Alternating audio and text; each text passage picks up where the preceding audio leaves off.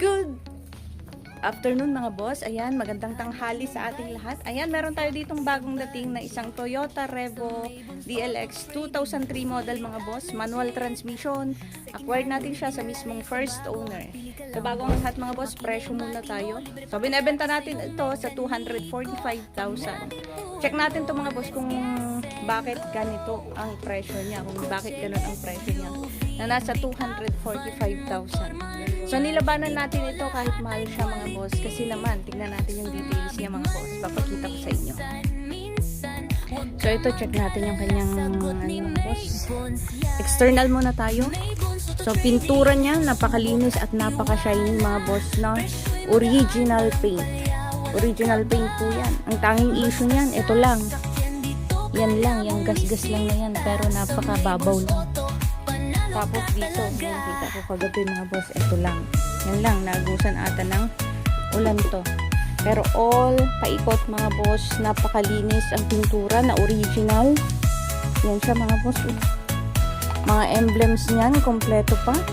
Plaka niya, naka-white plate na din, bagong-bago mga boss. Conduction niya, sobrang ganda pa. Mga emblems niyan, kompleto pa. Headlight, tail light, buong buo, walang mga basag. At yung stock pa po yan, yung mga stock pa po yan galing kasa. So yung kanyang gulong nasa 85% mga po, sa 85 to 90 na Athena tires. All original paint. So ipapakita ko muna yung makina bago natin sa kanya mga po. Ito sa battery, ito yung tuyo, halos bago pa po. Ito lang yung pinaka malapit sa battery. Medyo kinain ng kalawang. Yan lang nakikita natin ito. Pero sa engine bay, maayos, walang lukot. Radiator niya, walang ulwa, walang kalsit ang makina, walang usok. Napakatuyo ng makina, walang mga lukot yan.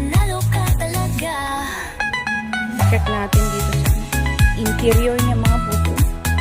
Ganda, pintura, napakaganda. Sidings, intact na intact. Leather niya mga boss, ang ganda pa.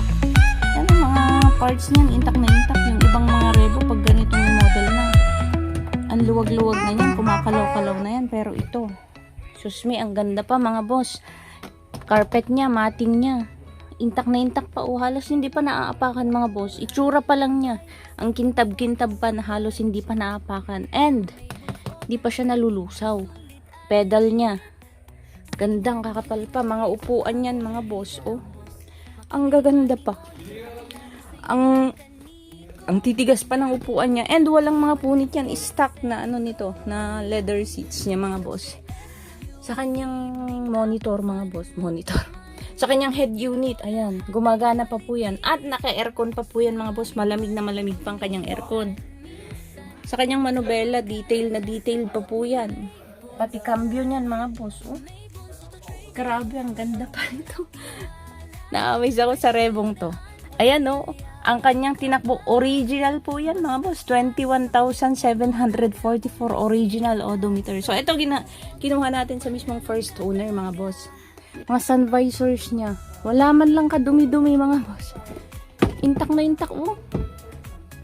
Ayan, oh. Ceiling niya, walang mga punit, walang mga scratches, walang mga mancha mga boss. Ang ganda, parang mas maganda pa itong ceiling niya sa sa ibang ceiling ng high ace. Yan, oh. Yan lang yung issue niya. Pero normal mga boss, kasi nadadali yan pag market ka ng sasakyan. Second seat tayo mga boss. Yan, oh. Ang ganda. Mating niya, ang ganda. Upuan, ang ganda. Leather seats niya, parang di ginamit tong Revo na ito mga boss. Kasi naman 21,000 lang din yung kanyang tinakbo. Orig yun mga boss. Oh, grabe, ganda mga boss. Dito tayo sa likod.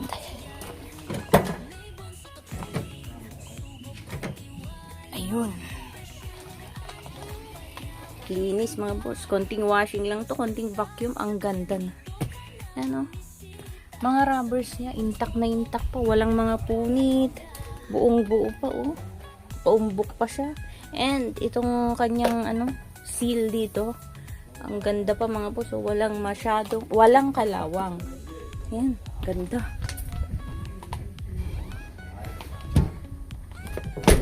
Oops.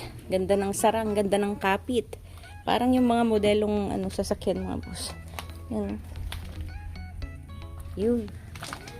Takbo nito. Aircon nito, malamig, takbo, maganda mga boss. Ang tulin, tas walang kausok-usok na kahubkap. Under chassis niya, buong buo yan mga boss, intact na intact. So yun mga boss, sa mga gustong mag-avail ng unit na ito, ayan, binebenta lang natin ito sa 245,000 mga boss. Sobrang sariwang unit na yung makukuha mo. Sure yun mga boss, sobrang sariwang unit. Acquired sa mismong first owner, 21,000 mahigit lang yung kanyang tinakbo. Original odometer yung mga boss. LTO verified, HPG verified. Yan, walang history ng accident o banggaan mga boss. Sa mga gustong mag-avail dito mga boss, ilalagay ko yung ating contact number ulit sa baba ng ating video or sa comment section para madali nyo kaming kontakin in case gusto nyo mag-inquire dito sa ating mga units. Madami pang mga units dyan mga boss. Ayan. So yun lang mga boss, gandang hapon po.